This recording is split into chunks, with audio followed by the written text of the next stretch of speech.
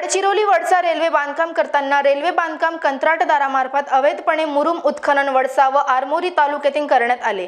याबाबत माननीय उपविभागीय अधिकारी देसाईगंज व तहसील कार्यालय आरमोरी यांना याबाबत लेखी तक्रार देऊन सुद्धा यावर त्यांनी काहीही कारवाई केली नाही। रेल्वे प्रशासनामार्फत आरमोरी येथील कटाळी चुरमुरा या गावांमधील तलावातून अवैध रात्र दिवसा मुरुम उत्खनन करण्यात आले। तसेच ठाणेगाव, वासाळा, इंजेवारी, देऊळगाव या गावांमधून सुद्धा अवैधपणे मुरुम उत्खनन करण्यात आले।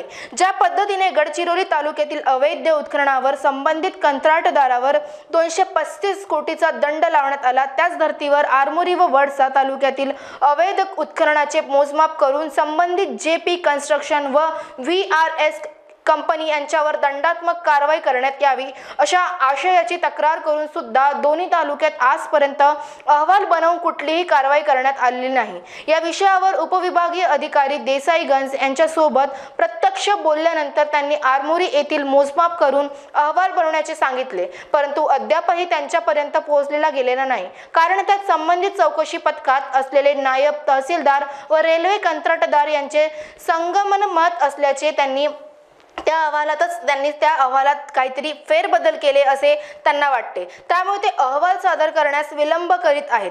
त्यात त्यांची चौकशी करून तात्काळ निलंबित करण्यात यावे या मागणीसाठी सूरज हजारे व वामन राऊत हे मागील 20 दिवसांपासून उपविभागीय अधिकारी कार्यालय देसाईगंज यांच्या समोर बेमुदत ठिय्या आंदोलनास बसलेले आहेत। या प्रकरणी उपविभागीय अधिकारी देसाईगंज या हेतू पुरस्पर दुर्लक्ष करीत आहेत। त्यामुळे त्यांच्यावरच नियमानुसार कार्यवाही करण्यात यावी। जेव्हापर्यंत संबंधितांवर कारवाई होत नाही तेव्हापर्यंत सदर बेमुदत ठिय्या आंदोलन सुरू राहील।